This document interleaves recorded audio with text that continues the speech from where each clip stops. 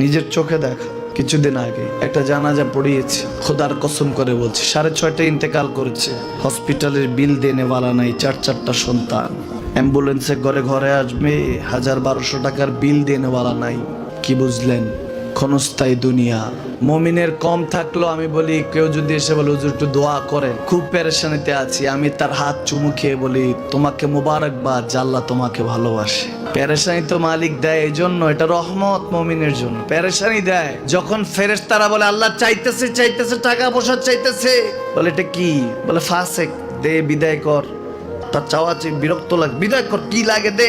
মমিন যখন চাইতে থাকে আল্লাহ আমাকে কিছু লাগবে, যখন একটু করে চায় আমার মাটাকে সুস্থ করে দাও, বাবাটাকে আল্লাহ আমার স্ত্রী আমার আমাকে একটু তৌফিক দাও, চাইতে থাকে মমিন। আল্লাহ বলে যখন ফেরেশতারা দেখে মমিন চাচ্ছে, দেরি করতে পারে না, তাড়াতাড়ি খাজানা নিয়ে দিতে নেবে, আল্লাহ বলে রাখোস না, এত তাড়াহুড়া কিসে? তার চাওয়ার মধ্যে তো প্রেম আছে, একটু চাইতে দেস না। থাকুক না মমিন আর একটু পেরেশান, থাকুক না, থাকতে দেস না, একটু থাক, একটু থাক। পেরেশানিতে রেখে আল্লাহ মজা নেয়, মহব্বত নেয়, মমিনের অন্তর থেকে খুশবু নেয়। আল্লাহর বড় মায়া, মমিন যখন চায় আল্লাহ তখন মায়ার নজর নিয়ে তাকায়, হায় হায় আমার বান্দা, সুবহানাল্লাহ।